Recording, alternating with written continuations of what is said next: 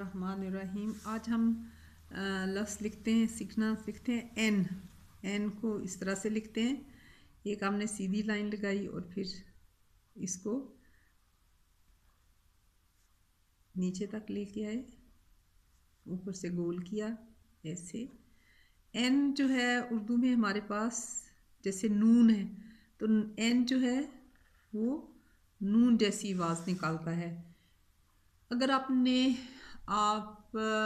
अपने मुंह पे देखें तो एक ही चीज़ है, नाक भी इत्तेफाक से नून से शुरू होता है और इसको इंग्लिश में कहते हैं नोज़, NOSE,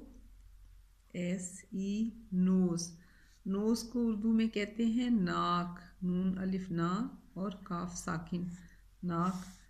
इसके अलावा नेल, ये जो हमारी नाखून होते हैं इसको नेल कहते हैं, NAIL, नेल। नेल जो है वो नाखून जो है वो, और हमें अपने जो है नाखून जो है वो काटने चाहिए, जुमे के जुमे सुन्नत है, और इन्हें साफ़ रखना चाहिए। बड़े नाखून जो होते हैं उनमें मिट्टी फंस जाती है और फिर जब हम गंदे हाथों से खाना खाते हैं तो हमारे जिस्म में जरासीम चले जाते हैं। तो हमें अपने नाखून जो हैं वो जुमे के जुमे काटने भी चाहिए। हम एक सुन्नत को भी पूरा करेंगे और हमारे हाथ भी साफ़ रहेंगे। नेल जो है वो कील को भी कहते हैं, और ये जो लकड़ी और किसी दीवार में हमें कोई चीज़ लटकानी हो तो जो हम कील ठोंकते हैं उसको भी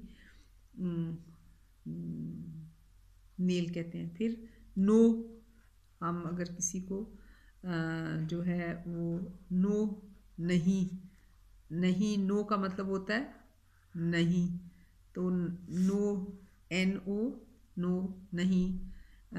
नोज़, नेल,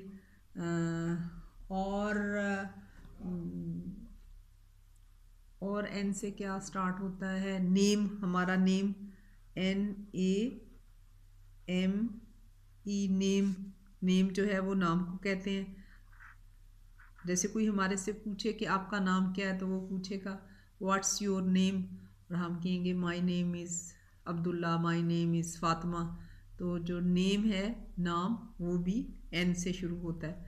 तो आज हमने